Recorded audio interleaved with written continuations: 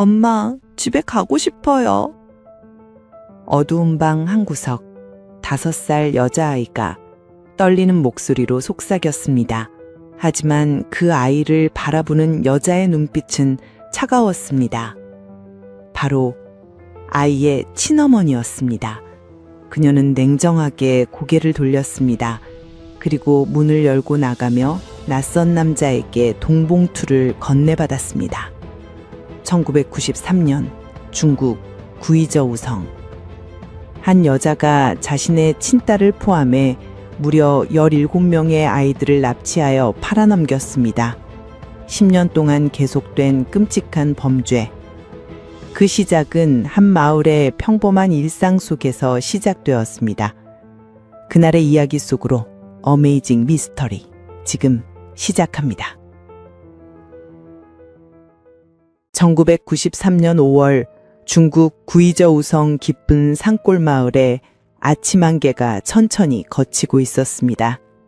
좁은 골목길을 따라 흙집들이 다닥다닥 붙어 있었고 마을 사람들은 하루 일과를 시작하기 위해 분주하게 움직였습니다. 그 시절 구이저우성은 중국에서도 가장 가난한 지역 중 하나였습니다. 대부분의 가정이 하루 벌어 하루 먹고 사는 형편이었고 아이들은 학교 대신 집안일을 거들어야 했습니다. 이 마을에 리화잉이라는 35살 여자가 살고 있었습니다. 그녀는 결혼한 지 10년이 넘었지만 남편과의 사이는 좋지 않았습니다. 집안 형편도 어려웠고 3명의 자녀를 키우는 것조차 버거웠습니다. 하지만 겉으로 보기에 리화잉은 평범한 이웃이었습니다. 마을 사람들과 인사를 나누고 때때로 이웃집 아이들을 돌봐주기도 했습니다.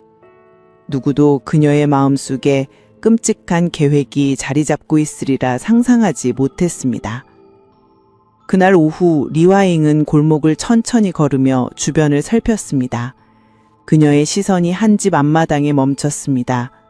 6살짜리 여자아이 왕밍후가 혼자 놀고 있었습니다. 작은 몸집에 까만 머리를 2갈래로 묶은 아이는 흙바닥에 나뭇가지로 그림을 그리며 깔깔 웃고 있었습니다. 리화잉의 입가에 미소가 번졌지만 그 미소 뒤에는 계산된 냉정함이 숨어 있었습니다. 밍후야, 혼자 놀고 있니? 리화잉이 다정한 목소리로 말을 걸었습니다. 왕밍후는 고개를 들어 리화잉을 보았습니다. 아이는 이 동네 아줌마를 알고 있었습니다. 몇 번 마주쳤을 때 사탕도 받아본 적이 있었습니다. 네, 아줌마, 엄마는 밭에 가셨어요. 그래? 심심하겠구나. 아줌마가 재미있는 데 데려가 줄까? 시내에 가면 예쁜 인형도 많고 맛있는 것도 많단다. 아이의 눈이 반짝였습니다. 시내는 아이에게 꿈 같은 곳이었습니다. 한 번도 가본 적 없는 먼 곳이었습니다. 하지만 아이는 잠시 망설였습니다. 엄마한테 물어봐야 해요. 괜찮아. 금방 다녀올 거야. 해지기 전에 돌아올 거니까 걱정 마. 리화잉의 목소리는 여전히 부드러웠습니다. 그녀는 아이의 손을 잡았습니다. 왕밍후는 더 이상 의심하지 않고 리화잉을 따라 나섰습니다. 두 사람은 마을 어귀를 지나 좁은 산길로 접어들었습니다. 마을에서 시내로 가려면 2시간 넘게 걸어야 했습니다. 포장되지 않은 흙길은 울퉁불퉁했고 양쪽으로 우거진 나무들이 햇빛을 가렸습니다. 1시간쯤 걸었을까 왕밍후의 걸음이 누려지기 시작했습니다. 작은 다리는 이미 지쳐 있었고 목도 말랐습니다. 아줌마, 다리 아파요. 물 마시고 싶어요. 조금만 더 가면 돼. 거기서 쉬자. 리화잉은 아이를 재촉했습니다. 그녀의 목소리에는 더 이상 다정함이 없었습니다. 왕밍후는 이상한 느낌이 들었지만 어쩔 수 없이 계속 걸었습니다. 해가 서쪽으로 기울기 시작할 무렵 두 사람은 작은 버스 정류장에 도착했습니다. 먼지투성이 간이 정류장에는 몇 명의 사람들이 버스를 기다리고 있었습니다. 얼마 후 달큰거리는 낡은 버스가 도착했습니다. 리화잉은 왕밍후를 데리고 버스에 올랐습니다. 버스 안은 사람들로 가득 찼고 땀 냄새와 담배 전기가 뒤섞여 있었습니다. 왕밍후는 창밖을 내다보았습니다. 익숙한 산들이 점점 멀어지고 있었습니다. 아이의 마음속에 불안감이 커져갔습니다. 아줌마, 우리 집에 언제 가요? 조금만 기다려. 시내 가서 맛있는 거 먹고 가자. 하지만 버스는 시내가 아닌 다른 방향으로 향하고 있었습니다. 왕맹우는 그 사실을 알지 못했습니다. 3시간을 달린 버스는 큰 도시의 외곽 지역에 멈춰 섰습니다. 리화잉은 아이의 손을 꽉 잡고 버스에서 내렸습니다. 주변은 낯선 풍경이었습니다. 높은 건물들과 시끄러운 찻소리, 수많은 사람들이 바쁘게 오가고 있었습니다. 리화잉은 골목 안쪽으로 왕밍우를 데리고 들어갔습니다. 좁은 어두운 골목길을 따라 걷다가 낡은 건물 앞에서 멈췄습니다. 그녀는 문을 두드렸습니다. 잠시 후 문이 열리고 40 중반으로 보이는 남자가 나타났습니다. 남자는 왕밍우를 위아래로 훑어보더니 고개를 끄덕였습니다. 들어와. 리화잉은 왕맹우를 안으로 밀어넣었습니다. 방 안은 어둡고 곰팡이 냄새가 났습니다. 구석에 다른 아이 2명이 웅크리고 앉아 있었습니다. 모두 겹에 질린 표정이었습니다. 왕밍우는 그제서야 무언가 잘못되었다는 것을 깨달았습니다. 아이는 리화잉을 돌아보았지만 그녀는 이미 남자와 이야기를 나누고 있었습니다. 그날 밤 마을에서는 왕밍후를 찾는 목소리가 울려 퍼졌습니다. 아이의 어머니는 밭에 돌아와 딸이 없어진 것을 발견했습니다. 마을 사람들이 모두 나서서 밤새 아이를 찾았지만 왕밍후는 어디에도 없었습니다. 이웃들은 오후에 리화잉과 함께 있는 것을 보았다고 증언했지만 정작 리화잉도 집에 없었습니다. 다음 날 아침 리화잉은 태연하게 마을로 돌아왔습니다. 사람들이 물었을 때 그녀는 이렇게 대답했습니다. 저도 밍우를 데리고 산책 나갔다가 아이가 갑자기 사라져서 밤새 찾아다녔어요. 너무 걱정돼서 미칠 것 같았어요. 그녀의 연기는 완벽했습니다. 눈물까지 흘리며 자책하는 모습에 마을 사람들은 그녀를 의심하지 않았습니다. 하지만 진실은 달랐습니다. 왕밍우는 이미 수백 킬로미터 떨어진 곳에서 낯선 가정에 팔려가고 있었습니다. 리화잉은 그 대가로 1000유안을 받았습니다. 당시 한 가정이 1년 동안 벌어들이는 돈이었습니다. 그리고 그녀의 머릿속에는 이미 다음 계획이 자리 잡고 있었습니다. 1000위안은 리화잉에게 있어 일생일대의 큰 돈이었습니다. 하지만 그 돈을 손에 쥐는 순간 그녀의 마음속에는 돈보다 더 무서운 것이 자리 잡았습니다. 바로 쉽게 돈을 벌 수 있다는 확신이었습니다. 왕맹후가 사라진 지 한 달이 지났지만 마을에는 여전히 슬픔이 가득했습니다. 아이의 어머니는 밤마다 울었고 마을 사람들은 한숨을 쉬었습니다. 하지만 리화잉만은 달랐습니다. 그녀는 오히려 더 차분해졌고 눈빛은 더욱 냉정해졌습니다. 1993년 7월, 여름더위가 기승을 부리던 어느 날이었습니다. 리화잉은 마을 오물가에서 빨래를 하고 있었습니다. 그때 이웃집 아줌마가 7살짜리 아들 저우셰닝의 손을 잡고 지나갔습니다. 아이는 장에서 사온 사탕을 입에 물고 신나게 뛰어다니고 있었습니다. 리화잉의 시선이 그 아이에게 고정되었습니다. 그녀는 빨래하던 손을 멈추고 천천히 아이 쪽으로 다가갔습니다. 쉐닝아, 사탕 맛있니? 아이는 고개를 끄덕이며 웃었습니다. 리화잉은 주머니에서 동전 몇 개를 꺼내 보여주었습니다. 아줌마가 심부름 하나만 해줄래? 이 돈 다 줄게. 저우셰닝의 눈이 반짝였습니다. 그 돈이면 사탕을 한 보따리 살 수 있었습니다. 아이는 주저없이 고개를 끄덕였습니다. 리화잉은 봉투 하나를 건네며 아이의 어깨를 가볍게 두드렸습니다. 착하구나. 아줌마가 길 안내해 줄게. 혼자 가면 길 잃을 수 있으니까. 두 사람은 마을을 벗어나 산길로 접어들었습니다. 이번에는 지난번보다 더 멀리 걸었습니다. 저우셰닝은 땀을 뻘뻘 흘리며 따라왔지만 불평하지 않았습니다. 돈을 받을 생각에 신이 났기 때문입니다. 하지만 2시간을 걸어도 마을은 나타나지 않았습니다. 아이는 점점 불안해지기 시작했습니다. 아줌마, 여기가 어디예요? 너무 멀어요. 조금만 더 가면 돼. 거의 다 왔어. 리화잉의 목소리는 여전히 부드러웠지만 걸음은 빨라졌습니다. 그들은 작은 읍내에 도착했고 리화잉은 낯선 건물 앞에서 멈춰 섰습니다. 문을 두드리자 지난번과 다른 남자가 나타났습니다. 이번에는 더 빠르게 거래가 이루어졌습니다.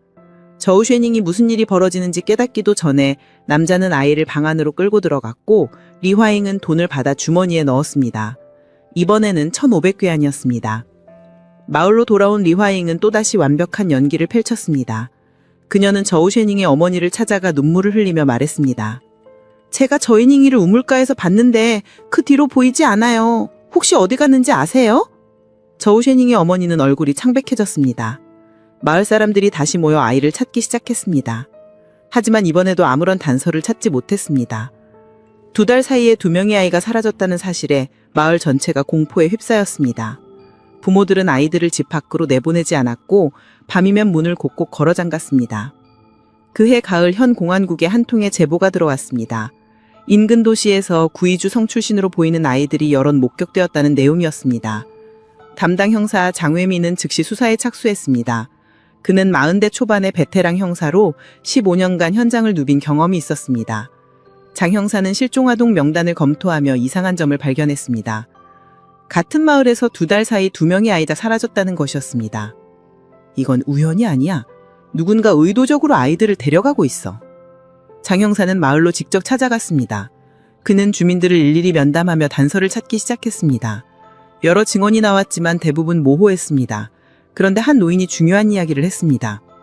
2 아이 모두 사라지기 전에 리화인과 함께 있는 걸 봤소. 그 여자가 아이들을 데리고 마을 밖으로 나가두군. 장 형사는 즉시 리화잉을 찾아갔습니다. 그녀는 집에서 저녁 준비를 하고 있었습니다. 형사가 방문했다는 말에 그녀는 놀란 기색도 없이 태연하게 맞이했습니다. 무슨 일로 오셨어요? 왕밍호와 저우쉐닝 실종 사건 때문입니다. 당신이 2 아이와 함께 있었다는 증언이 있는데요. 아, 그거요? 맞아요. 제가 2 아이와 잠깐 놀아줬죠. 하지만 금방 헤어졌어요. 그 뒤로는 저도 몰라요. 리화잉의 대답은 침착했고 표정에는 동요가 없었습니다. 형사는 그녀의 눈을 똑바로 쳐다보았지만 그녀는 눈도 깜빡이지 않고 형사의 시선을 받아냈습니다. 형사는 집안을 둘러보고 싶다고 했지만 별다른 증거를 찾지 못했습니다. 당시 중국법으로 명확한 증거 없이 사람을 체포할 수 없었습니다. 장 형사는 경고의 의미로 한마디를 남기고 떠났습니다. 혹시 아이들에 대해 아는 게 있으면 반드시 연락하시오. 이건 심각한 사건입니다. 리화잉은 고개를 끄덕이며 형사를 배워냈습니다. 하지만 문을 닫는 순간 그녀의 입가에 비웃음이 스쳤습니다. 그녀는 자신이 완벽하게 모든 것을 숨겼다고 확신했습니다. 경찰은 증거를 찾는 것은 불가능했습니다. 아이들은 이미 수백 킬로미터 떨어진 곳에 있었고 거래를 중개한 사람들은 입을 열지 않을 것입니다. 그로부터 일주일 후 리화잉은 또다시 움직였습니다. 이번 목표는 이웃 마을의 5살짜리 여자아이 리유진이었습니다. 그녀는 이제 더 이상 마을 알들을 노리지 않았습니다. 너무 많은 의심을 받을 수 있기 때문이었습니다. 대신 옆마을로 가서 낯선 사람으로 접근하는 방법을 택했습니다. 리화잉은 장날을 이용했습니다. 사람들이 붐비는 장터에서 부모와 떨어진 아이를 찾는 것은 어렵지 않았습니다. 장터 한 구석에 리유진이 먼저 서 있었습니다. 어머니는 옷감을 보느라 잠시 자리를 비웠습니다. 리화잉은 재빨리 다가가 아이의 손을 잡았습니다. 엄마가 저쪽에서 너 찾고 있어. 아줌마가 데려다 줄게. 리유진은 순진하게 고개를 끄덕였습니다. 2 사람은 인파 속으로 사라졌고 몇 분 후 어머니가 돌아왔을 때 아이는 이미 없었습니다. 시장 전체가 뒤집혔지만 리유진은 흔적도 없이 사라졌습니다. 그날 저녁 리화잉은 또다시 돈을 손에 쥐었습니다. 이번에는 2,000위안이었습니다. 여자아이가 남자아이보다 더 비싼 값에 팔렸기 때문입니다. 석 달 동안 3명의 아이가 사라졌습니다. 장 형사는 사건들 사이의 연결고리를 찾기 위해 밤낮 없이 수사했지만 범인의 정체는 여전히 미궁 속이었습니다. 그가 찾은 유일한 공통점은 모든 아이가 가난한 집안 출신이라는 것뿐이었습니다. 하지만 그것만으로는 범인을 잡을 수 없었습니다. 리화잉의 범죄는 이제 막 본격화되고 있었고 그 끝은 보이지 않았습니다. 1993년이 저물어가고 있었습니다. 리화잉의 집에는 이제 쌀이 가득했고 새 옷도 여러 벌 생겼습니다. 남편은 아내가 어디서 이런 돈을 구했는지 물었지만 그녀는 친척에게 돈을 빌렸다고 둘러댔습니다. 마을 사람들도 의심했지만 확신할 수는 없었습니다. 리화잉은 여전히 평범한 이웃처럼 행동했고 때로는 실종된 아이들을 위해 기도하는 모습까지 보였습니다. 하지만 그녀의 머릿속은 더 큰 계획으로 가득 차 있었습니다. 이제 1-2명의 아이로는 만족할 수 없었습니다. 그녀는 활동 범위를 더 넓히기로 결심했습니다. 1994년 초, 리화잉은 기차를 타고 성 밖으로 나가기 시작했습니다. 당시만 해도 기차표는 신분증 없이 살 수 있었고 아이를 데리고 여행하는 사람도 많았기 때문에 의심받지 않았습니다. 첫 번째 목적지는 스촨성 청두였습니다. 큰 도시의 기차역은 사람들로 북적였고 부모와 떨어진 아이들을 찾기는 더 쉬웠습니다. 리와잉은 역 대합실에서 혼자 앉아있는 8살 남자아이를 발견했습니다. 아이는 부모를 기다리는 듯 가방을 꼭 껴안고 있었습니다. 그녀는 자연스럽게 다가가 물었습니다. 얘야, 부모님은 어디 계시니? 화장실 가셨어요. 곧 오실 거예요. 그래? 그런데 화장실이 저쪽인데 부모님이 이쪽으로 가셨소. 아줌마가 찾아다 드릴까? 아이는 잠시 망설이다가 고개를 끄덕였습니다. 리와잉은 아이의 손을 잡고 역 밖으로 나갔습니다. 몇 걸음 걷지 않아 대기하고 있던 남자가 다가왔고 순식간에 아이를 차에 태웠습니다. 그날 리와잉은 2,500위안을 받았습니다. 그리고 같은 방법으로 한 달 동안 3명의 아이를 더 팔아넘겼습니다. 장웨이민 형사는 여러 지역에서 유사한 실종 사건이 보고되고 있다는 사실을 알게 되었습니다. 그는 성공안청에 협조를 요청했고 광역수사팀이 꾸려졌습니다. 하지만 1990년대 중국의 수사 환경은 열악했습니다. 지문 데이터베이스도 없었고 CCTV도 주요 건물에만 설치되어 있었습니다. 게다가 지역 간 정보 공유 시스템도 제대로 갖춰져 있지 않았습니다. 형사들은 발로 뛰며 수사할 수밖에 없었습니다. 장 형사는 다시 리화잉의 짐을 찾아갔습니다. 이번에는 예고 없이 들이닥쳤습니다. 그녀는 마당에서 빨래를 널고 있었습니다. 형사의 방문에도 놀라는 기색이 없었습니다. 또 무슨 일이십니까? 당신 행적을 조사하고 있소. 최근 몇 달간 어디를 다녔소? 집에만 있었어요. 가끔 장에 가는 게 전부죠. 장 형사는 그녀의 얼굴을 주시했습니다. 거짓말을 하는 사람은 보통 눈을 피하거나 말을 더듬습니다. 하지만 리화잉은 달랐습니다. 그녀는 당당하게 형사의 눈을 마주 보았고 목소리에는 떨림이 없었습니다.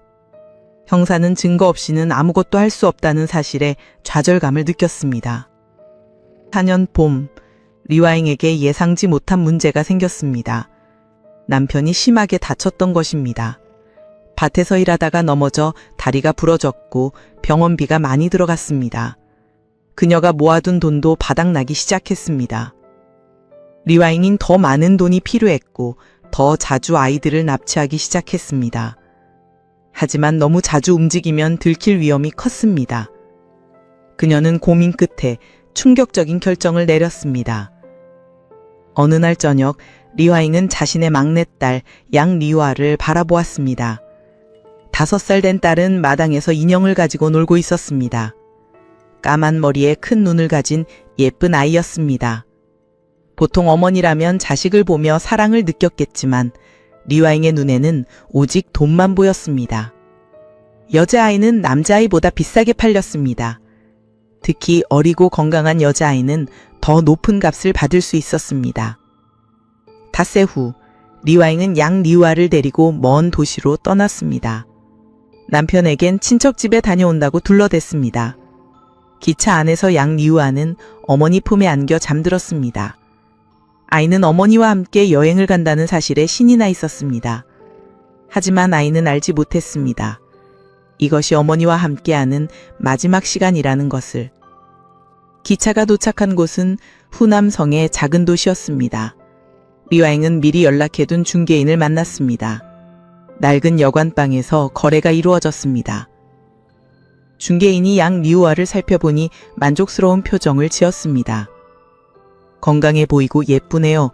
5,000위안들이죠. 리화잉은 고개를 끄덕였습니다. 중개인이 돈을 세어 건져줬고 리화잉은 그것을 받아 가방에 넣었습니다. 양리화가 엄마를 울려다보며 물었습니다. 엄마, 우리 언제 집에 가요? 리화잉은 아이를 내려다보았습니다. 짧은 침묵이 흘렸습니다. 그리고 그녀는 차갑게 말했습니다. 넌 이제 여기서 살아야 해. 새 엄마 아빠가 생길 거야. 양리화의 얼굴이 굳어졌습니다. 아이는 무슨 말인지 완전히 이해하지는 못했지만 뭔가 잘못됐다는 것을 본능적으로 느꼈습니다. 아이가 울음을 터뜨리는 순간 중개인이 재빨리 아이를 안아들었습니다. 리와잉은 뒤도 돌아보지 않고 방을 나갔습니다. 복도 끝에서 양 리와의 울음소리가 들렸지만 그녀는 걸음을 멈추지 않았습니다. 다음날 양 리와는 200km 떨어진 한 농가에 팔려갔습니다. 그 집 부부는 아이를 낳지 못하던 줌에 발견한 아이였고 그들은 양 리와가 어디서 왔는지 묻지 않았습니다. 아니, 알고 싶지 않았습니다. 그들은 단지 아이가 필요했고 돈을 지불했습니다. 양 리와는 새로운 이름을 받았고 새로운 삶이 시작되었습니다. 하지만 아이의 마음속 깊은 곳에는 진짜 엄마에 대한 흐릿한 기억이 남아 있었습니다. 리왕이 마을로 돌아왔을 때 남편이 물었습니다. 리우아는 어디 있어? 친척집에 맡겼어요. 거기서 학교도 보내주겠대요. 우리보다 형편이 나으니까 아이한테 더 좋을 거예요. 남편은 의아해하지만 리와잉의 구체적이고 자세한 설명과 설득에 더 이상 묻지 않았습니다. 형편이 어려워 학교도 보내기 어려웠던 상황에 친척집에서 학교도 보내주겠다니 남편은 오히려 안도했습니다. 마을 사람들도 아이가 친척집으로 갔다는 말을 믿었습니다. 가난한 집안에서 형편 낳은 친척에게 아이를 보내는 일은 드물지 않았기 때문에 리와잉의 거짓말은 완벽했습니다. 하지만 이 사건은 리와잉의 범죄에서 가장 중요한 단서가 되었습니다. 10년이 훨씬 지난 후 성인이 된 양 리와가 자신의 출생 미미를 찾기 시작했을 때 모든 진실이 세상에 드러나게 될 것입니다. 그때까지 리와잉은 계속해서 아이들을 납치하고 팔아넘겼습니다. 그녀의 범행은 이제 통제할 수 없을 만큼 대담해졌고 피해자는 계속 늘어만 갔습니다. 4년 여름 리화잉의 범행은 절정에 이르렀습니다. 이제 그녀는 한 달에 2~3명씩 아이들을 납치했습니다. 구이조우성을 넘어 후난성, 스천성, 광시성까지 활동 범위가 넓어졌습니다. 그녀는 기차를 타고 이 도시 저 도시를 떠돌며 아이들을 사냥했습니다. 마치 그림자처럼 나타났다가 사라졌고 그 자리에는 부모의 절규만 남았습니다. 장웨이민 형사는 성공안청 회의실에 여러 지역 형사들을 모았습니다. 벽에는 거대한 지도가 붙어 있었고 붉은 핀이 여러 곳에 꽂혀 있었습니다. 각 핀은 아동 실종 사건이 발생한 지역을 표시한 것이었습니다. 형사들은 심각한 표정으로 지도를 바라보았습니다. 최근 1년 동안 4개 성에서 총 13명의 아이가 실종되었습니다. 모두 비슷한 패턴을 보입니다. 기차역이나 장터에서 부모와 떨어진 순간 사라졌습니다. 한 형사가 의견을 냈습니다. 하지만 목격자 진술이 제각각입니다. 어떤 곳에서는 중년 여자를 봤다고 하고 어떤 곳에서는 젊은 남자를 봤다고 합니다. 장 형사는 고개를 끄덕였습니다. 범인이 한 명이 아닐 수도 있습니다. 아니면 조직적으로 움직이는 것일 수도 있습니다. 사실 장 형사의 추측은 절반만 맞았습니다. 리화잉은 혼자 움직였지만 그녀에게는 여러 명의 중개인이 있었습니다. 각 지역마다 아이를 받아줄 사람들이 대기하고 있었고 그들은 다시 다른 사람에게 넘겼습니다. 복잡한 네트워크가 형성되어 있었고 추적은 거의 불가능했습니다. 2014년 9월 리화잉은 광동성 광저우에 도착했습니다. 당시 광저우는 중국에서 가장 번화한 도시 중 하나였습니다. 개혁개방 정책으로 사람들이 몰려들었고 역은 항상 북적했습니다. 리화잉은 이런 혼잡함을 이용했습니다. 사람이 많을수록 눈에 띄지 않았고 아미도 한 여자와 아이를 유심히 보지 않았습니다. 역 광장에서 리화잉은 7살 정도 되는 남자아이를 발견했습니다. 아이는 큰 가방을 들고 우두커니 서 있었습니다. 그녀가 다가가려는 순간 한 남자가 나타나 아이의 손을 잡았습니다. 아버지였습니다. 리화잉은 자연스럽게 방향을 바꿔 다른 곳으로 갔습니다. 이런 식으로 몇 시간을 기다린 끝에 그녀는 적절한 목표를 찾았습니다. 역 대합실 구석에 8살 여자아이가 혼자 앉아 있었습니다. 아이는 작은 보따리를 무릎에 올려놓고 졸고 있었습니다. 주변을 살펴도 보호자는 보이지 않았습니다. 리화잉은 천천히 다가가 아이 옆에 앉았습니다. 그리고 부드럽게 어깨를 흔들었습니다. 얘야, 부모님은 어디 계시니? 아이가 눈을 떴습니다. 졸린 눈으로 리화잉을 올려다보았습니다. 할머니가 화장실 가셨어요. 그래, 할머니가 오래 안 오시네. 아줌마니가 차다다 드릴까? 아이는 고개를 저었습니다. 괜찮아요. 여기서 기다리래요. 리화잉은 당황했습니다. 보통 아이들은 쉽게 따라왔는데 이 아이는 경계심이 강했습니다. 그녀는 다른 방법을 시도했습니다. 주머니에서 사탕 몇 개를 꺼내 보여주었습니다. 배고프지 않니? 이거 먹어. 아이가 사탕을 받아 입에 넣었습니다. 리화잉은 계속 이야기를 걸며 아이의 경계심을 풀려 했습니다. 10분쯤 지났을까 저 멀리서 한 노파가 황급히 걸어오는 게 보였습니다. 리화잉은 재빨리 자리에서 일어나 군중 속으로 사라졌습니다. 이번에는 실패했습니다. 하지만 리화잉은 포기하지 않았습니다. 그날 저녁 다른 역에서 그녀는 성공했습니다. 이번 피해자는 6살 남자아이였습니다. 부모가 표를 사러 간 사이 리화잉은 아이를 데리고 역을 빠져나갔습니다. 대기하고 있던 중개인에게 아이를 넘기고 그녀는 2,000위안을 받았습니다. 같은 시각 장외이민 형사는 광저우행 기차를 탔습니다. 제보가 들어왔기 때문입니다. 광저우역에서 아동 납치 미수 사건이 있었고 목격자가 중년 여자의 인상착의를 기억하고 있었습니다. 형사는 가슴이 뛰었습니다. 이번에는 범인을 잡을 수 있을지도 몰랐습니다. 광저우에 도착한 형사는 즉시 현지 공안과 협력하여 수사를 시작했습니다. 목격자를 면담하고 역 주변을 조사했습니다. 그리고 놀라운 사실을 알게 되었습니다. 미수 사건이 있었던 그날 저녁 같은 역에서 다른 아이가 실종되었던 것입니다. 형사는 확신했습니다. 범인이 같은 사람이라고. 며칠간의 조사 끝에 형사는 중요한 단서를 찾았습니다. 역 근처 여관에서 수상한 여자를 보았다는 증언이었습니다. 그 여자는 사흘 동안 머물고 매일 역으로 나갔다고 했습니다. 여관 주인이 장부를 뒤적이더니 이름을 알려주었습니다. 하지만 그것은 가짜 이름이었습니다. 당시에는 여관에 묶일 때도 신분증 검사가 엄격하지 않았기 때문에 아무 이름이나 적어도 됐습니다. 형사는 좌절했지만 포기하지 않았습니다. 그는 여관 주인에게 그 여자의 외모를 자세히 물었습니다. 35에서 40 사이, 키는 보통, 말투는 구이저우 성사투리를 썼다는 정보를 얻었습니다. 장 형사의 머릿속에 한 사람이 떠올랐습니다. 리화잉이었습니다. 형사는 즉시 구이저우로 돌아갔습니다. 그는 리화잉의 집을 직접 찾아갔습니다. 하지만 집에는 남편만 있었습니다. 아내는 어디로 갔노? 친척 집에 갔습니다. 일주일 전에 떠났어요. 어느 친척입니까? 스천 청주에 사는 고모입니다. 형사는 주소를 받아 적었습니다. 그리고 청주로 향했습니다. 하지만 그곳에 도착했을 때 그 주소는 존재하지 않는 곳이었습니다.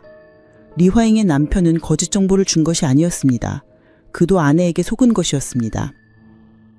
한편 리화잉은 전혀 다른 곳에 있었습니다. 그녀는 후난성 작은 마을에 머물며 다음 범행을 계획하고 있었습니다. 광저우에서 큰 돈을 벌었기 때문에 당분간 여유가 있었습니다. 하지만 그녀는 멈출 수 없었습니다. 돈의 맛을 알아버린 그녀에게 이제 범죄는 생활의 일부가 되어 있었습니다. 1995년 초 리화잉은 구이저우로 돌아왔습니다. 석 달 동안 여러 성을 돌아다니며 5명의 아이를 더 팔아넘긴 후였습니다. 그녀는 집에 돌아와서도 태연했습니다. 마을 사람들에게 친척들을 돌아보느라 바빴다고 말했고 아무도 의심하지 않았습니다. 장 형사가 다시 찾아왔을 때도 그녀는 완벽한 알리바이를 내며 빠져나갔습니다. 저는 친척집에 있었어요. 증인도 있습니다. 물론 그 증인도 거짓이었지만 형사는 확인할 방법이 없었습니다. 당시 중국은 너무 넓었고 지역 간 소통은 느렸습니다. 한 성에서 다른 성으로 정보를 확인하는 데만 몇 주가 걸렸습니다. 그 사이 리화잉은 또다시 사라졌고 또 다른 아이가 희생되었습니다. 악몽은 계속되고 있었고 끝은 보이지 않았습니다. 1995년부터 2003년까지 리화잉의 범행은 계속되었습니다. 그녀는 더욱 교묘해졌고 경찰의 추적을 따돌리는 방법도 완벽하게 터득했습니다. 장 웨이민 형사는 여러 차례 그녀를 의심했지만 결정적 증거를 찾지 못했습니다.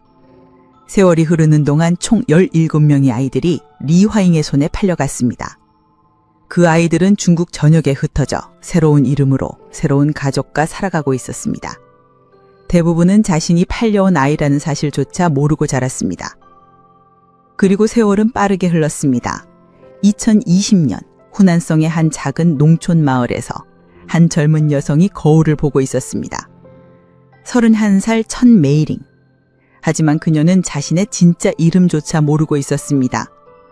거울 속 자신을 바라보며 그녀는 또다시 이상한 느낌을 받았습니다. 뭔가 어긋난 느낌, 설명할 수 없는 위화감이 마음속 깊은 곳에서 올라왔습니다. 메이링은 어릴 적부터 이상한 꿈을 자주 꿨습니다. 꿈속에서 다른 여자가 나타나 자신을 안아주었습니다. 그 여자의 얼굴은 희미했지만 목소리는 선명했습니다. 따뜻하면서도 어딘가 차가운 목소리였습니다. 메이링은 그것을 단순한 꿈이라고 생각했습니다. 하지만 나이가 들수록 그 꿈은 더 자주, 더 선명하게 찾아왔습니다. 메이링을 키운 부모는 리창싱과 천주안이었습니다. 두 사람은 결혼한 지 10년이 넘도록 아이가 없었습니다. 마을에서 손가락질을 받았고 시댁에서는 이혼하라는 압박이 심했습니다. 그러던 1994년 겨울, 한 중개인이 그들을 찾아왔습니다. 건강한 여자아이를 입양할 수 있다고 했습니다. 부부는 망설였지만 결국 3,500위안을 주고 아이를 데려왔습니다. 그 아이가 바로 리화잉의 친딸이었습니다. 리창싱 부부는 메이링을 친자식처럼 키웠습니다. 하지만 그들은 메이링에게 진실을 말하지 않았습니다. 아이가 어디서 왔는지, 친부모가 누구인지, 왜 자신들에게 왔는지 아무것도 말하지 않았습니다. 메이링이 물어볼 때마다 그들은 얼버무렸습니다. 너는 하늘이 우리에게 준 선물이야. 하지만 메이링은 점점 이상하게 생각하기 시작했습니다. 자신이 부모를 닮지 않았다는 것을 깨달았기 때문입니다. 아버지는 키가 크고 눈이 작았지만 메이링은 키가 작고 눈이 컸습니다. 어머니는 둥근 얼굴에 쌍꺼풀이 없었지만 메이링은 갸름한 얼굴에 선명한 쌍꺼풀이 있었습니다. 마을 사람들도 가끔 이상하다는 듯 쳐다보았습니다. 2020년 가을 코로나19 팬데믹으로 마을에서도 전수조사가 실시되었습니다. 모든 주민이 신분증을 확인받고 건강검진을 받아야 했습니다. 메이링도 부모와 함께 검진을 받으러 갔습니다. 혈액 샘플을 제취하던 의료진이 이상한 표정을 지었습니다. 혈액형이 어떻게 되시죠? 저는 A형입니다. 부모님은요? 리창싱이 대답했습니다. 저는 O형이고 아내는 B형입니다. 의료진은 잠시 침묵했습니다. 그리고 조심스럽게 말했습니다. 그런데 따님은 A형이시네요. 혹시? 메이링은 그 순간 모든 것을 깨달았습니다. O형과 B형 사이에서는 A형 자녀가 태어날 수 없다는 것을 그녀도 알고 있었습니다.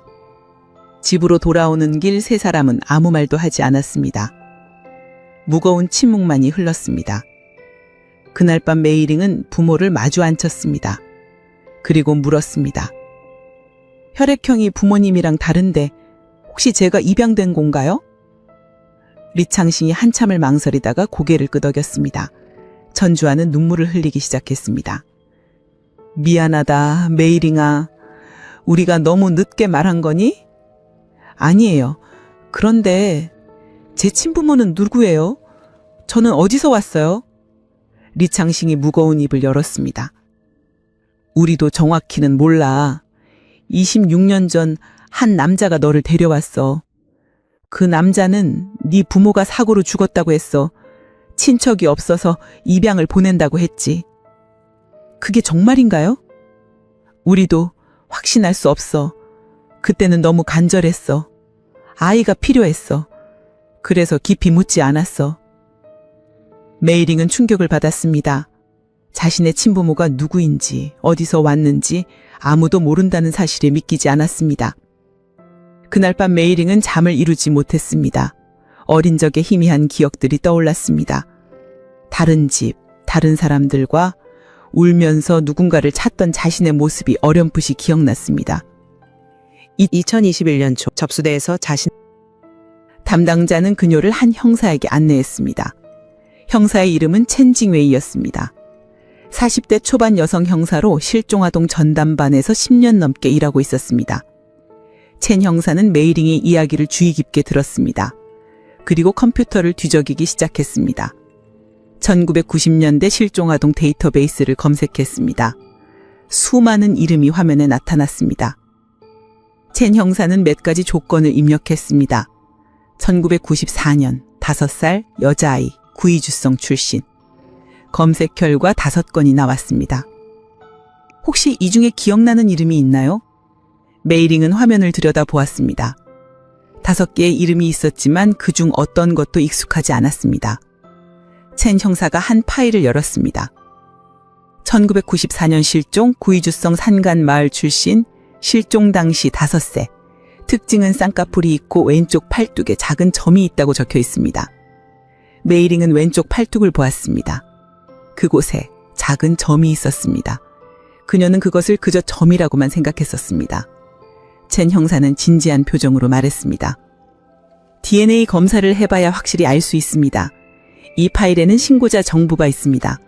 27년 전 실종 신고를 한 남성의 연락처가 있습니다. 만약 당신이 그 실종 아동이 맞다면 우리는 당신의 친아버지를 찾을 수 있습니다. 메이링의 손이 떨렸습니다. 27년 만에 그녀는 자신의 진짜 출생 비밀을 밝힐 수도 있습니다. 그리고 그 순간 그녀는 깨닫지 못했습니다. 자신을 팔아넘긴 사람이 바로 친어머니였다는 끔찍한 진실을 곧 마주하게 될 것이라는 걸. 2021년 3월 DNA 검사 결과가 나왔습니다. 천 메이링은 떨리는 손으로 봉투를 받았습니다. 첸징웨이 형사가 옆에서 조용히 지켜봤습니다. 메이링이 서류를 꺼내 읽는 순간 눈물이 쏟아졌습니다. 일치율 99.9%. 그녀는 27년 전 실종 신고된 바로 그 아이가 맞았습니다. 친아버지께 연락드렸습니다. 내일 이곳으로 오신답니다. 첸 형사의 말에 메이링은 고개를 끄덕였습니다. 하지만 기쁨보다는 두려움이 더 컸습니다. 27년 만에 만나는 아버지는 어떤 사람일까? 자신을 기억이나 할까? 그리고 무엇보다 왜 자신은 사라졌던 걸까? 다음 날 오후 현 공안국 상담실에서 메이링은 한 남자를 만났습니다. 60대 중반으로 보이는 남자는 방문을 열고 들어서는 순간 그 자리에 얼어붙었습니다. 그의 이름은 양젠화였습니다. 메이링의 친아버지였습니다. 양젠화는 메이링을 바라보며 입을 떨었습니다. 네가... 그는 천천히 다가와 메이링의 얼굴을 들여다보았습니다. 주름진 손으로 딸을 뺨을 어루만졌습니다. 그리고 그대로 무릎을 꿇고 울음을 터뜨렸습니다. 메이링도 울었습니다. 두 사람은 한참을 그렇게 울었습니다. 첸 형사는 조용히 방을 나가 그들에게 시간을 주었습니다. 1시간 후 세 사람은 다시 마주 앉았습니다. 양젠화는 차분하게 말하기 시작했습니다. 27년 전 그날을 잊을 수가 없구나. 네 엄마가 리화잉이 너를 친척 집에 보낸다고 했어. 고모가 학교도 보내주고 잘 돌봐준다고 했지. 난 반대했어. 하지만 네 엄마는 우리가 가난해서 너를 제대로 키울 수 없다고 했어. 메이링이 떨리는 목소리로 물었습니다. 그럼 엄마는 저를 친척 집에 보낸 거예요? 양젠화는 고개를 저었습니다. 처음엔 그렇게 믿었어. 하지만 몇 달이 지나도 네 엄마는 주소를 알려주지 않았어. 찾아가고 싶다고 하면 아직은 안 된다고만 했지.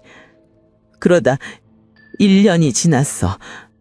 난 참을 수 없어서 네 엄마를 다그쳤어. 그때 네 엄마가 너를 팔았다고 했어. 방 안의 공기가 얼어붙었습니다. 메일링은 믿을 수 없는 표정으로 아버지를 바라봤습니다. 팔았다고요? 친엄마가 저를? 그래. 난 미칠 것 같았어. 즉시 경찰에 신고했지. 하지만 네 엄마는 이미 사라진 뒤였어.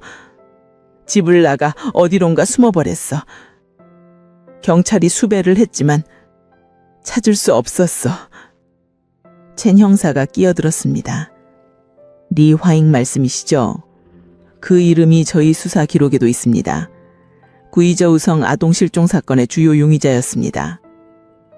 1990년대부터 2000년대 초반까지 활동했다는 정보가 있지만 2003년 이후로는 어떤 기록도 없습니다. 양젠하가 주먹을 쥐었습니다. 그 여자는 네 말고도 다른 아이들을 팔았어. 경찰 조사 과정에서 알게 됐지.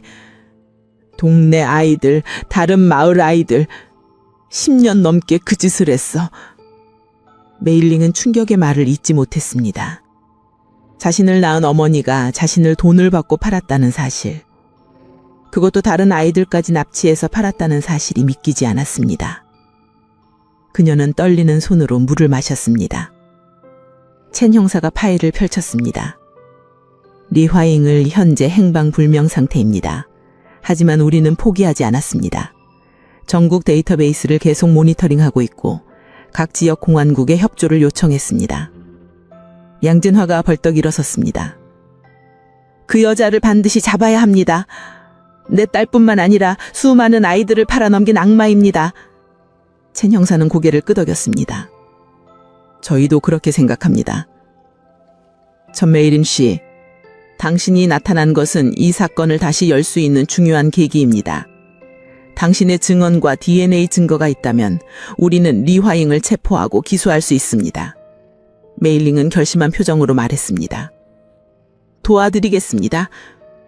저 같은 피해자가 더 이상 나오지 않도록 반드시 그 여자를 잡아야 합니다. 그로부터 며칠 후 첸 형사는 놀라운 사실을 발견했습니다. 데이터베이스를 다시 조사하던 중 비슷한 시기에 비슷한 방식으로 실종된 아이들이 여럿 있었다는 것을 알게 된 것입니다. 그녀는 각 지역 공안국의 협조를 요청했고 피해자 가족들을 하나씩 찾아냈습니다. 왕밍후의 부모님, 주연싱의 어머니, 리유진의 가족. 그들은 모두 20년 넘게 아이를 찾고 있었습니다. 첸 형사는 더 깊게 파고들었습니다. 그리고 충격적인 사실을 알아냈습니다. 실종아동 중 최소 5명이 입양 가정에서 성장했고 그들 역시 최근 몇 년 사이 자신의 출생 비밀을 알게 되었다는 것입니다. 첸 형사는 그들 모두를 연락했습니다. 2021년 여름 현 공안국 회의실에 6명의 사람이 모였습니다. 메이린을 포함해 모두 리화잉의 피해자였습니다. 그들은 서로의 이야기를 나눴습니다. 어떻게 사라졌는지, 어떻게 자랐는지, 언제 진실을 알았는지. 회의실은 울음소리로 가득 찼습니다. 한 남자가 분노에 찬 목소리로 말했습니다. 우리는 운이 좋았습니다. 입양 가정에서 사랑을 받으며 자랐으니까요. 하지만 다른 아이들은 어땠을까요? 혹사당하거나 학대당한 아이들도 있을 겁니다. 메일링이 고개를 끄덕였습니다. 그래서 더욱 리화잉을 잡아야 합니다. 우리가 증인이 되어야 합니다. 첸 형사가 결연한 표정으로 말했습니다. 성공한 청의 특별수사팀 구성을 요청했습니다. 리화잉을 반드시 찾아내겠습니다.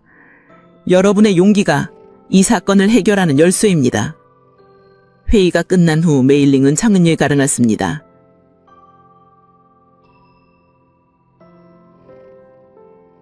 하늘은 맑았지만 그녀의 마음은 무거웠습니다.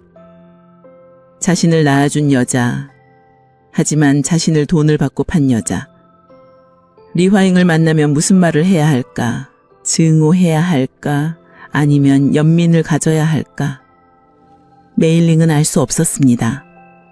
하지만 한 가지는 확실했습니다. 리화잉은 반드시 법의 심판을 받아야 한다는 것이었습니다. 2021년 가을, 첸 형사팀은 전국적으로 리화잉의 흔적을 추적하기 시작했습니다.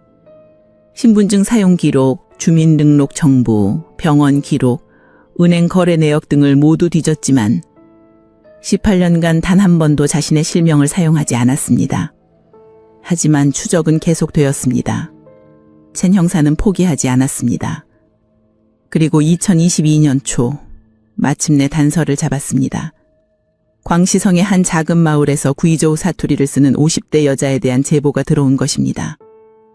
형사는 직감했습니다. 이번에는 놓치지 않을 것이라고. 20년 넘게 도망다닌 리화잉. 그녀의 시간이 끝나가고 있었습니다. 2022년 3월 성공안청 특별수사팀이 광시성으로 출동했습니다. 팀장은 장웨이민이었습니다. 이제 70대에 접어든 그는 이미 은퇴했지만 이 사건만큼은 놓칠 수 없었습니다. 그에게 리화행은 30년 가까이 잡지 못한 유일한 범인이었습니다. 첸갱웨의 형사도 함께했습니다. 두세 대의 형사가 힘을 합쳐 마지막 추격에 나선 것입니다. 제보자가 목격한 위치는 난닝시 외곽의 작은 마을이었습니다. 인구 2,000명 정도의 조용한 농촌이었습니다. 형사들은 조심스럽게 접근했습니다. 리화행이 눈치채면 또다시 도망칠 것이 분명했기 때문입니다. 이번에는 절대 놓칠 수 없었습니다. 마을에 도착한 수사팀은 먼저 주변을 탐색했습니다. 평범한 방문객처럼 행동하며 시장을 돌아다녔습니다. 그리고 나흘째 되는 날 첸 형사가 한 여자를 발견했습니다. 시장 한 구석에서 채소를 팔고 있는 50대 후반 여자였습니다. 얼굴은 주름이 깊어졌고 머리카락에는 흰머리가 섞여 있었지만 체격과 말투는 기록과 일치했습니다. 그녀는 왕수메이라는 이름으로 이 마을에서 15년째 살고 있었습니다. 첸 형사는 조심스럽게 거리를 두고 관찰했습니다. 여자는 손님들과 능숙하게 흥정했고 가끔 구이조우 사투리가 섞인 말투를 보였습니다. 첸 형사는 스마트폰으로 몰래 사진을 찍어 팀장에게 전송했습니다. 장 형사는 사진을 보는 순간 확신했습니다. 30년 전 그 냉정한 눈빛이 여전했기 때문입니다. 목표 확인, 내일 새벽 체포한다. 수사팀은 밤새 작전을 계획했습니다. 리화잉의 집을 확인하고 주변 지형을 파악했습니다. 그녀는 마을 외곽의 작은 단층 집에서 혼자 살고 있었습니다. 도망칠 수 있는 경로는 뒷문과 담장이었습니다. 형사들은 모든 출구를 차단하기로 했습니다. 2022년 3월 15일 새벽 5시 8명의 형사가 리화행의 집을 포위했습니다. 동이 트기 전이라 마을은 아직 조용했습니다. 형사들은 방탄복을 입고 무전기로 소통하며 위치를 잡았습니다. 장 형사와 첸 형사는 정문 앞에 섰습니다. 장 형사가 손짓으로 신호를 보냈습니다. 경찰이다! 문 열어! 장 형사가 문을 3개 두드렸습니다. 안에서 잠시 소리가 없다가 물건이 넘어지는 소리가 들렸고 그리고 급한 발소리가 뒷문 쪽으로 향했습니다. 리화행이 도망치려는 것이었습니다. 하지만 이번에는 달랐습니다. 뒤쪽 확보. 무전기에서 외침이 들렸습니다. 뒷문을 지키던 형사들이 문을 막아섰습니다. 리화행이 문을 열고 나오다가 형사들과 마주쳤습니다. 순간 그녀의 얼굴에 당황한 기색이 스쳤지만 곧 냉정함을 되찾았습니다. 무슨 일이십니까? 새벽부터 왜 이러시는 겁니까? 당신 리화잉 맞습니까? 아니에요. 무슨 소리 하시는 거예요? 저는 왕수매입니다. 여기 15년째 살고 있는 사람이에요. 리화잉은 그까지 거짓말을 했습니다. 하지만 장 형사는 그녀의 얼굴을 똑바로 쳐다보며 말했습니다. 30년 만입니다, 리화잉. 당신을 잊지 않고 있었습니다. 리화잉의 얼굴이 굳어졌습니다. 그 순간 그녀는 모든 것을 깨달았습니다. 도망칠 곳은 없었습니다. 그녀는 잠시 망설이다가 갑자기 옆으로 뛰어 골목으로 도망쳤습니다. 하지만 사방이 이미 포위되어 있었습니다. 한 형사가 그녀의 팔을 붙잡았고 리화행은 바닥에 넘어졌습니다. 그녀는 발버둥 치며 소리를 질렀습니다. 놓으세요. 난 아무 짓도 안 했어요. 첸 형사가 수갑을 채우며 차갑게 말했습니다. 리화잉, 당신 아동유괴 및 인신매명 혐의로 체포합니다. 묵비권을 행사할 권리가 있으며 변호사를 선임할 권리가 있습니다. 리화잉은 더 이상 저항하지 않았습니다. 그녀는 수갑이 채워진 채 형사들에게 끌려갔습니다. 마을 사람들이 하나둘 나와 구경했습니다. 그들은 왕수메이라고 알던 여사가 범인자였다는 사실에 충격을 받았습니다. 한 노파가 중얼거렸습니다. 저 여자, 늘 말이 없고 혼자만 지내더니만 뭔가 숨기고 있었구만. 리화잉은 난닝시 공안국으로 이송되었습니다. 취조실에서는 침묵으로 일관했습니다. 장 형사가 여러 증거를 제시했지만 그녀는 고개를 돌렸습니다. 하지만 첸 형사가 한 장의 사진을 꺼낼 때 리화잉의 얼굴이 변했습니다. 그것은 첸 메이링의 사진이었습니다. 당신 딸입니다. 28년 만에 찾았습니다. 당신이 5천 유안에 팔아넘긴 그 아이. 리화잉의 손이 털렸습니다. 그녀는 사진을 물끄러미 바라봤습니다. 한때 자신이 낳은 아이, 하지만 돈을 위해 버린 아이였습니다. 긴 침묵이 흘렀고 그리고 리화잉은 천천히 입을 열었습니다. 그 애가 살아있었군요. 살아 있습니다. 그리고 당신을 찾고 있었습니다. 당신을 감옥에 보내기 위해서요. 리화잉은 쓴웃음을 지었습니다. 감옥? 나는 이미 20년간 감옥에 살았어요. 도망 다니고 숨어 살고 매일 밤 잡힐까 두려워했단 말입니다. 그게 감옥이 아니고 뭡니까? 최영사가 파일을 펼쳤습니다.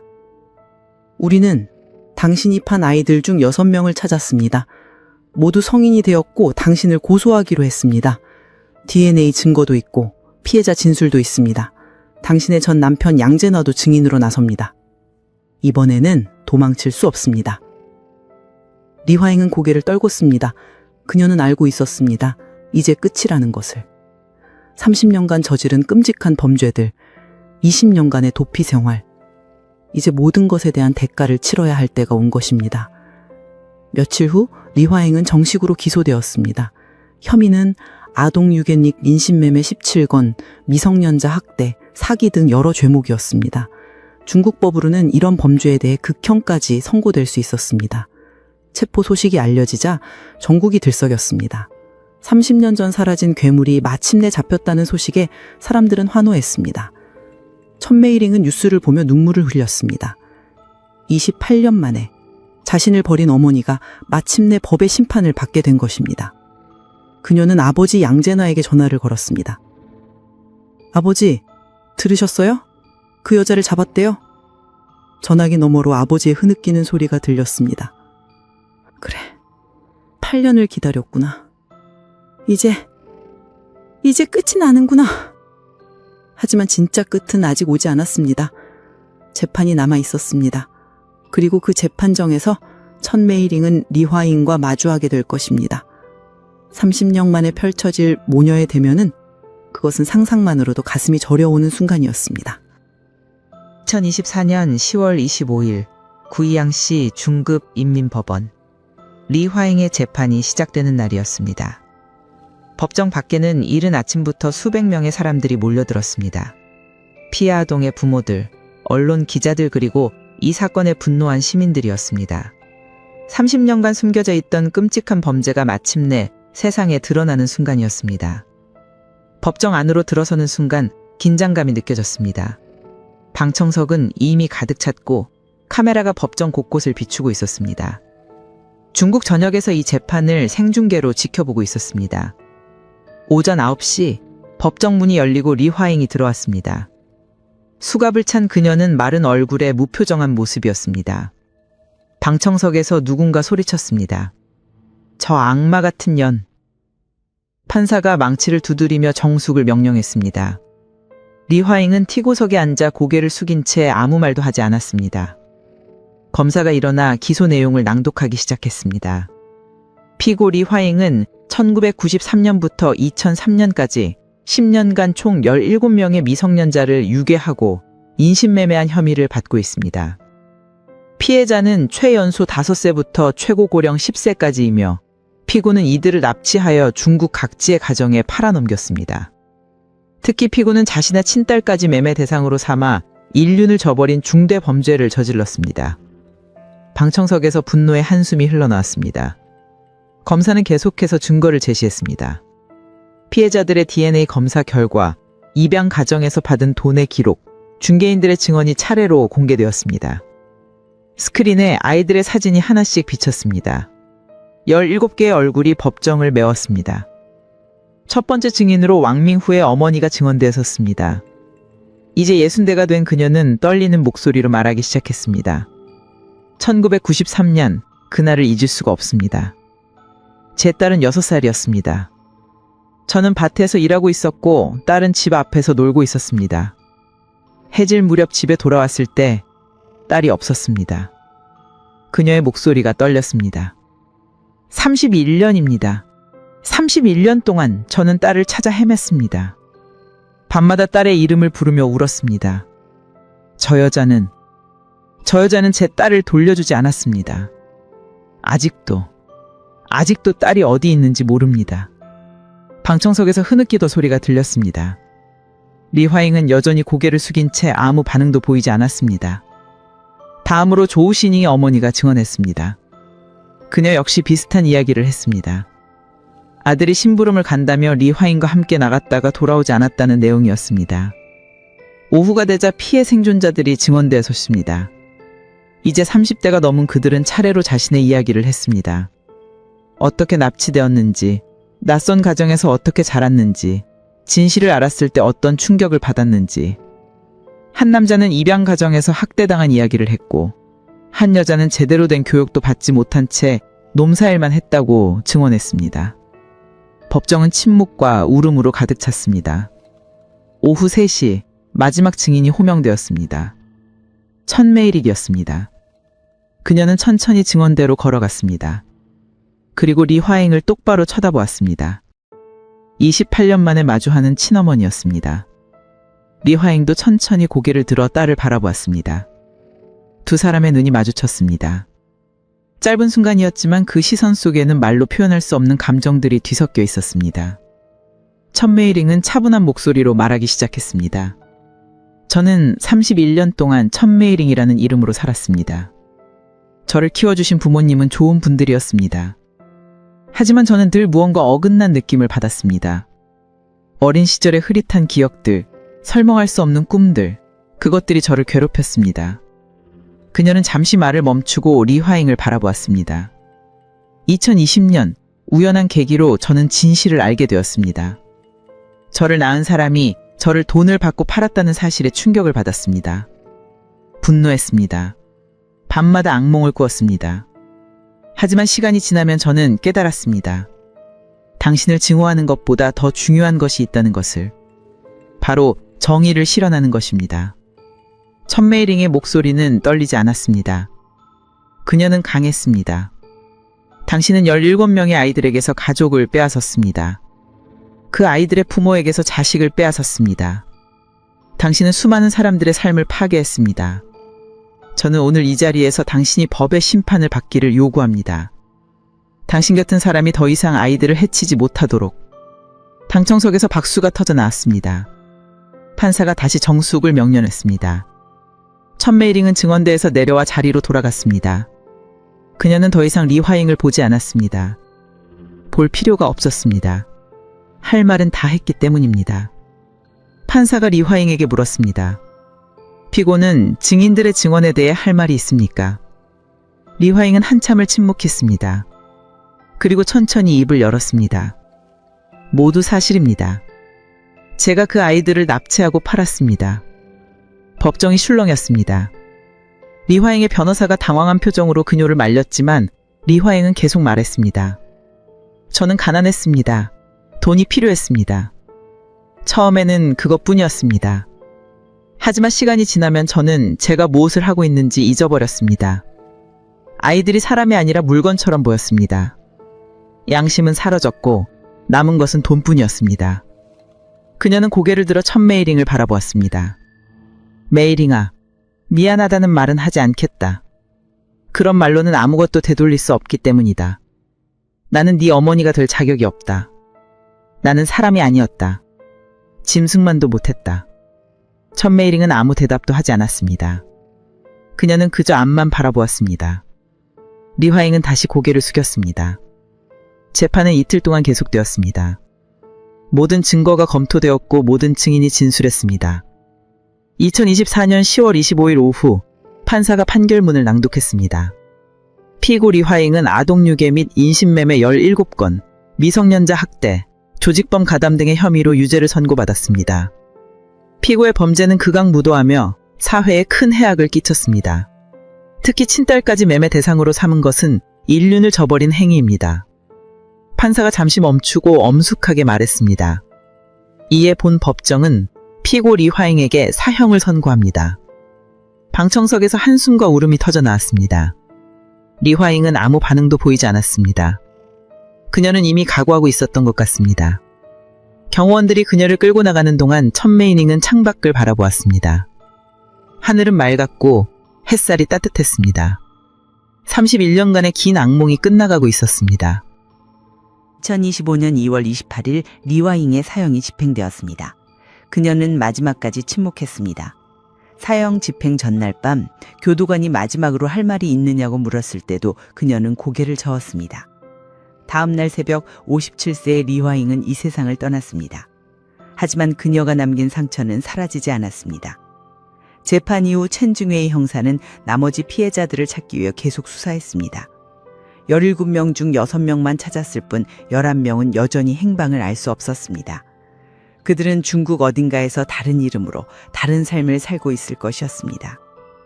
혹시 자신이 팔려온 아이라는 사실을 알고 있을까? 아니면 평생 모른 채 살아갈까? 첸 형사는 각 지역 공안국에 협조 공문을 보냈습니다. DNA 데이터베이스를 확대하고 입양아동 명단을 정밀 조사했습니다. 그 결과 몇 달 동안 3명을 더 찾았습니다. 28살이 된 왕밍우도 그중 하나였습니다. 그녀는 스천성의 한 농가에서 자랐고 결혼해서 아이를 낳고 살고 있었습니다. 친부모와 재회한 그녀는 눈물을 흘렸지만 자신을 키워준 입양 부모도 버릴 수 없다고 말했습니다. 두 가정 모두 제 가족입니다. 저는 운이 좋았습니다. 사랑받으며 자랐으니까요. 하지만 모든 피해자가 그렇게 운이 좋았던 것은 아니었습니다. 2명의 피해자는 입양 가정의 삭대를 받으며 자랐습니다. 한 명은 농산일을 강요당했고 다른 1명은 제대로 된 교육도 받지 못한 채 집안일만 했습니다. 그들은 성인이 된 후에도 깊은 트라우마에 시달렸습니다. 2025년 여름, 메이리는 구이저우성의 작은 마을을 찾아갔습니다. 그곳은 자신이 태어나고 5살까지 살았던 곳이었습니다. 30년 만에 돌아온 고향은 낯설었습니다. 기억 속의 흙집들은 대부분 사라지고 새 건물이 들어섰습니다. 하지만 골목의 형태는 여전했고 마을 어귀의 큰 나무도 그대로였습니다. 메이리는 아버지 양젠화와 함께 걸었습니다. 양젠화는 딸에게 이곳저곳을 보여주었습니다. 여기가 우리가 살던 집이야. 지금은 다른 사람이 살고 있지만 저기가 네가 자주 놀던 우물가고. 메이리는 희미하게 기억이 떠올랐습니다. 우물가에서 놀던 어린 시절, 그때 리화잉이 다가와 말을 걸었던 것 같았습니다. 그날이 자신의 운명이 바뀐 날이었습니다. 아버지, 어머니, 리화잉은 어떤 사람이었어요? 양젠화는 한참을 말없이 걸었습니다. 그리고 천천히 입을 열었습니다. 처음 만났을 때는 평범한 여자였어. 조용하고 말수가 적었지. 결혼하고 너희 남매를 낳았을 때는 보통 엄마 같았어. 하지만 점점 변했어. 돈에 집착하기 시작했고 눈빛이 차갑게 변했지. 나는 그때 알아차렸어야 했어. 뭔가 잘못되고 있다는 걸. 아버지 잘못이 아니에요. 아니야. 내가 더 신경 썼어야 했어. 네 엄마를 막았어야 했어. 그랬다면 너도 다른 아이들도 그런 일을 당하지 않았을 거야. 메이리는 아버지의 손을 잡았습니다. 그의 손은 거칠고 주름이 많았습니다. 30년 동안 딸을 찾아 헤매며 늙어버린 손이었습니다. 이제 다 끝났어요, 아버지. 우리 앞만 보고 살아요. 두 사람은 마을 뒤편 언덕으로 올라갔습니다. 그곳에 작은 비석이 하나 서 있었습니다. 마을 사람들이 실종된 아이들을 기리기 위해 세운 것이었습니다. 비석에는 이렇게 적혀 있었습니다. 1900년부터 2003년 리화잉에게 희생된 아이들을 기념하며. 그 아래 17개 이름이 새겨져 있었습니다. 찾은 아이도 아직 찾지 못한 아이도 모두 새겨져 있었습니다. 메이리는 그 이름들을 하나하나 읽었습니다. 자신과 같은 운명을 겪은 아이들이었습니다. 같은 시각 후남성에서 첸징웨이 형사는 새로운 제보를 받았습니다. 한 여성이 자신이 어릴 적 납치되었을 수도 있다며 연락이 온 것입니다. 그녀는 31살이었고 어릴 적 기억이 입양 부모의 말과 맞지 않는다고 했습니다. 첸 형사는 즉시 DNA 검사를 진행했습니다. 결과는 일주일 후에 나올 예정이었습니다. 혹시 리화잉의 또 다른 피해자일까? 아니면 다른 사건일까? 형사는 조심스럽게 기다렸습니다. 메이리는 후남성으로 돌아가 평범한 생활을 시작했습니다. 입양 부모인 리창신과 천주아는 여전히 그녀의 가족이었고 친부모인 양젠화도 자주 찾아왔습니다. 그녀는 2개의 가정을 모두 사랑했고 그들도 그녀를 사랑했습니다. 어쩌면 이것이 최선의 결말이었을지도 모릅니다. 하지만 밤이 되면 메이리는 여전히 그 꿈을 꾸었습니다. 어두운 방에서 우는 아이들, 차가운 눈빛의 여자, 그리고 엄마 집에 가고 싶어요 라고 외치는 자신의 목소리. 상처는 치유됐지만 흉터는 남았습니다. 그것은 평생 그녀와 함께할 것입니다. 얼마 후 최영사는 마침내 11번째 피해자를 찾았습니다. 하지만 여전히 6명이 남아 있었습니다. 그들은 어디에 있을까? 잘 살고 있을까? 아니면 어딘가에서 고통받고 있을까? 아무도 알 수 없었습니다. 리화잉은 죽었지만 그녀가 남긴 미스테리는 여전히 풀리지 않았습니다. 여러분은 어떻게 생각하십니까? 아직 찾지 못한 그 6명의 아이들은 지금 어디에서 무엇을 하고 있을까요? 그들도 언젠가 진실을 알게 될까요? 그날이 온다면 그들은 과연 무엇을 선택할까요? 이 이야기가 우리에게 남긴 교훈은 명확합니다. 아이들을 지키는 것은 부모만의 책임이 아닙니다. 사회 전체가 관심을 가지고 보호해야 합니다. 의심스러운 상황을 보면 외면하지 말고 신고해야 합니다. 그것이 리화잉 같은 괴물을 막는 유일한 방법입니다. 몇 달이 지난 지금도 메이리는 가끔 그 언덕의 비석을 찾아갑니다. 17개의 이름 앞에 서서 그녀는 생각합니다. 우리는 살아남았다고. 우리는 이겨냈다고. 그리고 세상에 경고합니다. 다시는 이런 일이 일어나지 않도록 우리가 지켜보고 있다고.